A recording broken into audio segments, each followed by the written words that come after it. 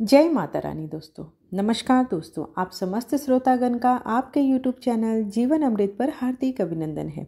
आज की इस वीडियो में मैं आपको बताने जा रही हूँ माघ के महीने में आने वाली गुप्त नवरात्रि कब से कब तक है, कलश स्थापना का शुभ मुहूर्त क्या है, पूजा विधि क्या है, महाप्रयोग क्या है और गुप्त नवरात्रि के किन नियमों का पालन करना है। समस्त जानकारी आपको एक ही वीडियो में मिलेगी। तो चलिए बिना देर किए आज की वीडियो का आरंभ करते हैं। हर साल माघ मास के शुक्ल पक्ष की प्रतिपदा तिथि से माघी गुप्त नवरात्रि प्रारंभ होती है। गुप्त नवरात्रि में देवी की 10 महाविद्याओं की पूजा की जाती है। गुप्त नवरात्रि के समय साधक गुप्त रूप से इस कठिन साधना और तपस्या को करते हैं। आइए सर्वप्रथम जान लेते हैं कि नवरात्रि का प्रारंभ कब से हो रहा है। साल 2025 में माघ गुप्त नवरात्रि का पर्व 30 जनवरी से 7 फरवरी तक चलेगी। घट स्थापना का शुभ मुहूर्त 30 जनवरी प्रातः काल 9:25 से प्रातः 10:46 तक रहेगी। घट स्थापना जो लोग नहीं कर पाएंगे उस समय में तो अभिजीत मुहूर्त के दौरान भी होगा। उस 30 जनवरी को दोपहर में 12:13 से दोपहर 12:56 तक अभिजीत मुहूर्त रहेगी। प्रतिपदा तिथि का आरंभ 29 जनवरी को सायंकाल 6:05 पर हो जाएगा। वहीं प्रतिपदा तिथि का समाप्ति 30 जनवरी को सायंकाल 4:10 पर होगी। आइए अब जानते हैं कि माघ गुप्त नवरात्रि में अष्टमी तिथि, नौमी तिथि और दसवीं तिथि किस दिन पड़ रही है। अष्टमी तिथि 5 फरवरी दिन बुधवार को पड़ेगी। वहीं नौमी तिथि 6 फरवरी गुरुवार, दसवीं तिथि 7 फरवरी शुक्रवार के दिन पड़ेगी।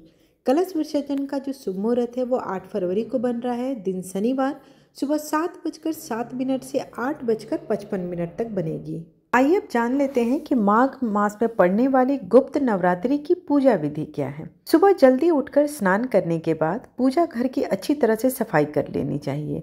वहीं एक वेदी लेकर उस पर देवी माता की प्रतिमा स्थापित कर लें। मुहूर्त के समय कलश की स्थापना के बाद देसी घी का दीपक जलाएं और गुड़हल का फूल और लाल पुष्प जो भी आपको मिले, विशेष करके गुलाब, उड़हल, हर श्रृंगार, ये सब फूल माता को बहुत प्रिय हैं। इनकी माला बनाएं और माता को अर्पित करें। इसके बाद सिंदूर अर्पित करें और माता के लिए पंचामृत, नारियल, चुनरी, फल, मिठाई का भोग लगाना चाहिए। अब बारी आती है कलश स्थापना की विधि के बारे में। कलश स्थापना के लिए एक साफ और पवित्र स्थान का चुनाव करें। पहले यह स्थान ध्यान रखें कि पूर्व या उत्तर दिशा में होना चाहिए।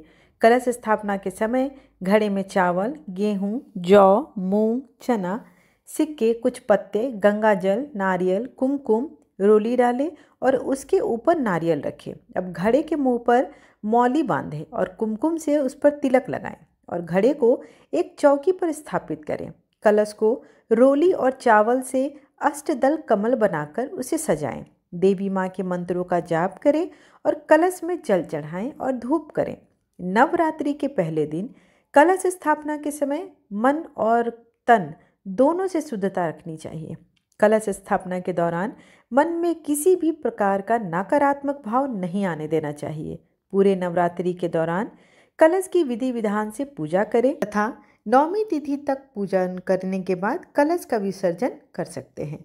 कलश में कहा जाता है कि देवी माता का, दुर्गा जी का वास होता है। कलश स्थापना करने से लोगों का मन अति शांत होता है और मन में आत्मविश्वास की बढ़ोतरी भी होती है। कलश स्थापना से सभी मनोकामनाएं पूर्ण होती है। दुर्गा माँ का घर परिवार के लोगों को सदा आशीर्वाद बना रहता है। इसके अलावा कलश स्थापना से घर में एक सकारात्मक ऊर्जा भी आती है। शास्त्रों में ऐसा लिखा गया है कि कलश को, जल को ब्रह्मांड की सभी सकारात्मक ऊर्जाओं का स्तोत्र माना गया है। इसे देवी दुर्गा की शक्ति और सृजन की प्रतीकात्मक उपस्थिति माना जाता है। कलश स्थापना के साथ ही देवी के 9 रूपों का आवाहन किया जाता है और यह 9 दिनों तक चली पूजा का मुख्य केंद्र होता है। यह विधि नकारात्मक शक्तियों से रक्षा करने और घर में सुख, शांति और समृद्धि बनाए रखने का साधन माना जाता है। कलश स्थापना के साथ देवी दुर्गा की पूजा आरंभ हो जाती है और यह पूजा साधक गुप्त रूप से करते हैं। कारण से इस नवरात्रि को गुप्त नवरात्रि कही जाती है। ऐसा माना जाता है कि गुप्त नवरात्रि जो है साधक लोग किसी मनोकामना को मन में रखकर और उसे गुप्त तरीके से करते हैं। पूजा करने वाले लोग इसे ज़्यादा महत्व देते हैं। हम गृहस्थ वाले लोगों के लिए शारदीय नवरात्र और चैत्र नवरात्र का महत्व ज़्यादा होता है। कलश का पूजन करने के बाद अब बारी आती है जौ बोने की। कलश स्थापना के साथ जौ बोने की जो परंपरा है वह भी बहुत ही सुंदर और विशेष है। जौ को प्रतीकात्मक रूप से सुख समृद्धि और उर्वरता का प्रतीक माना जाता है। इसे मिट्टी के पात्र में बोया जाता है और इसके बढ़ने को शुभ संकेत माना जाता है। सप्त जल की धार से कलश को भरा जाता है। सप्त जल का अर्थ हो जाता है जैसे गंगा, यमुना, सरस्वती, गोदावरी, नर्मदा, सिंधु और कावेरी। इन जल का सम्मिलित किया जाता है। यदि ये संभव नहीं होता है ना, तो आप गंगा जल का प्रयोग करके भी कर सकते हैं। गुप्त नवरात्रि के दिन आपको किन चीज़ों को ध्यान देना है, किन नियमों का पालन करना है, उसके बारे में जानते हैं। पहले जान लेते हैं कि आपको किन काम को नहीं करना है। सर्वप्रथम गुप्त नवरात्रि जो लोग रखते हैं वो बाल और नाखून नहीं कटवाने चाहिए। लहसुन और प्याज का सेवन नहीं करना चाहिए। मांस मदिरा का भी सेवन नहीं करना चाहिए। काले रंग के कपड़े नहीं पहनने चाहिए। चमड़े की चीज़ों का इस्तेमाल ना करें। किसी भी वाद विवाद या झगड़े में न पड़े। बिस्तर पर नहीं सोना चाहिए। महिलाओं और बुजुर्गों और पशु पक्षियों को भी परेशान नहीं करना चाहिए। किसी के लिए भी अपशब्द नहीं कहना चाहिए। किसी को भी शारीरिक या मानसिक रूप से चोट नहीं पहुंचाना चाहिए और घर में विशेष ध्यान रखें कि गंदगी बिल्कुल ना रहे। आइए अब जानते हैं कि हमें गुप्त नवरात्रि के दिन किन चीज़ों को करना है। गुप्त नवरात्रि के दौरान अपने घर में साफ सफाई का ध्यान रखें। दुर्गा सप्तशती का पाठ करें। हो सके तो सूर्योदय से पहले उठे। ब्रह्म मुहूर्त में उठकर नहा धोकर माता रानी की पूजा करनी। ऐसा करने से माता रानी आपकी सारी मनोकामनाएं प्रत्यक्ष रूप में होकर पूर्ण करती हैं।